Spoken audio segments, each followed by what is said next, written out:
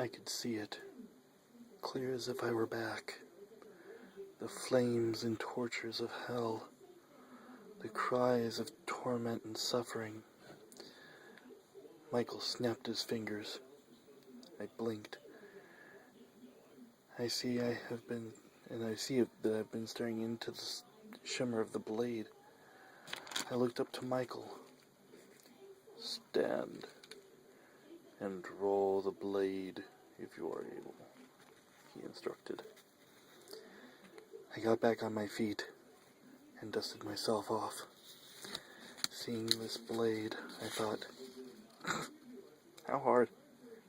I grasped the handle made of gold and made my grip sure. I pulled. Nothing. Changing my grip. Pulling again. Not even an inch. I tried again and again. Finally, I looked up at Michael. I cannot. I'm unable. Good, he replied. Michael moved me aside as he grabbed the sword, just like King Arthur pulling the sword out of the ground effortlessly. He looked at the blade reflectively. No mortal was meant to hold this, forged by the hands of God himself and bestowed unto me to cast those who challenged the throne into the bowels of existence. This is the only weapon capable of the task you have been charged with.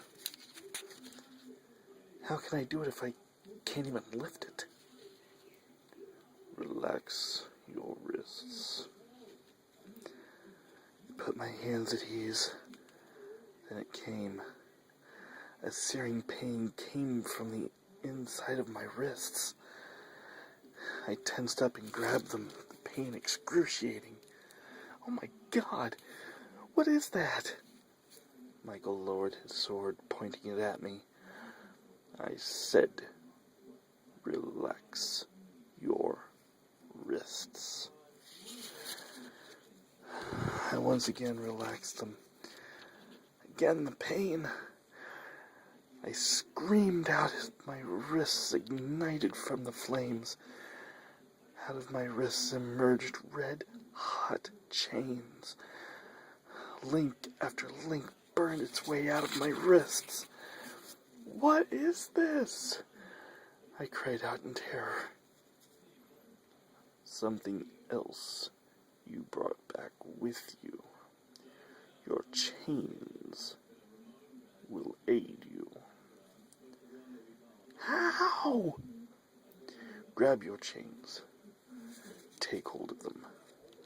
Own them as they are yours. I grabbed them firmly. They had no weight to them. Good. Now, just as you were whipped in hell, use those chains and lash out at me. Was I hearing this correctly? The Archangel Michael wanted me to whip him with chains from hell. Then Michael looked at his sword.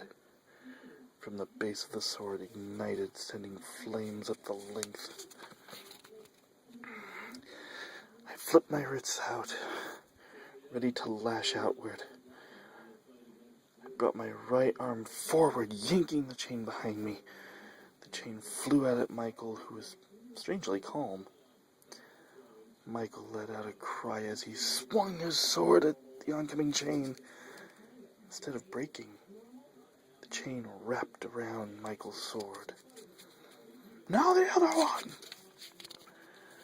I let out a cry as I lashed out the other chain's sword through the air, and again Michael wrapped the chain around his sword. Pulling the chains taut, Michael's sword turned blue. extinguishing the chains.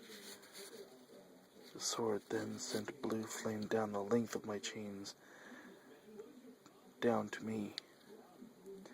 I cried out in agony as I felt my face contort and my skull cracked. Too many people know about Tony Ciprio. My face continued to crack and reshape.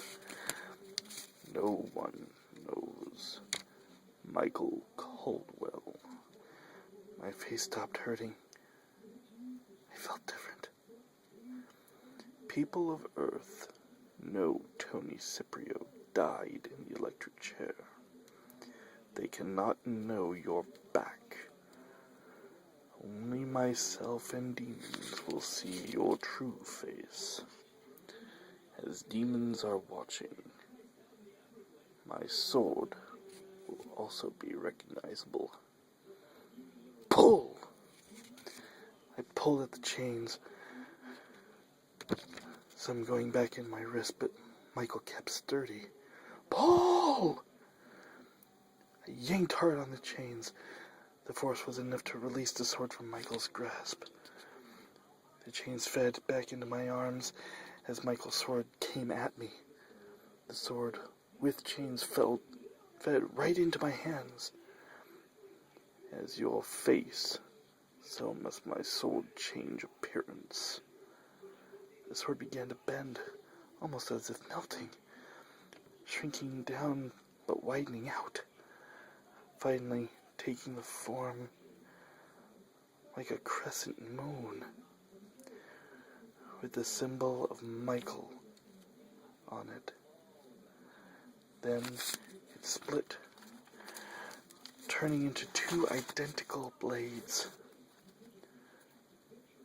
This is how you will redeem yourself. The blades ignited and blew, and I cried out in pain.